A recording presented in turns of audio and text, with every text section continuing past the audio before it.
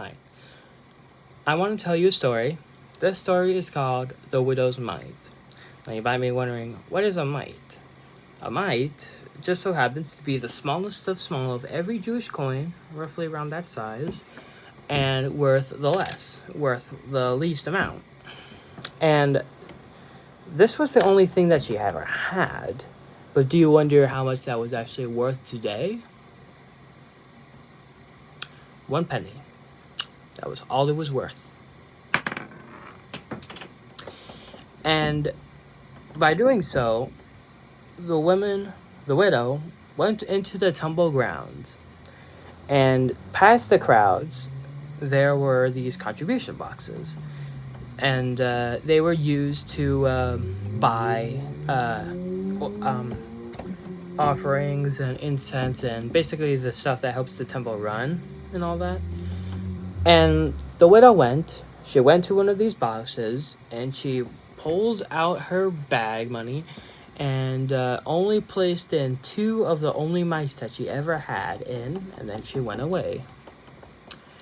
And Jesus was there at the time. He watched her did this, and he said, "Surely I tell you all, this woman right here, as old as she gave on more than what everyone here has gave."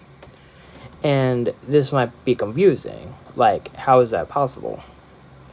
And it's so because the woman gave on what she did need. She gave on what she did need. But these people who were near the temple, they were pretty rich, they gave what they didn't need. And it was like, if you give unto God what you don't need, you're giving unto God what you think is worthless. And God cursed the very land one day. It was a long time ago, but because they robbed him of what they had, and by only spending on what they had for themselves and not for unto God. This can go into today, because when you want to donate, it should be for everything that you have, not everything that you don't need. What you don't need can be spent for yourself, but what you do need can be spent onto God. Because God wants our best. He wants to be known to be the best.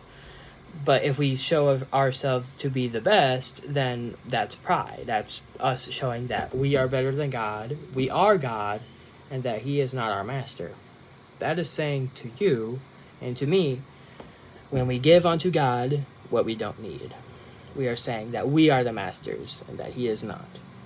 If this helped, please share the gospel with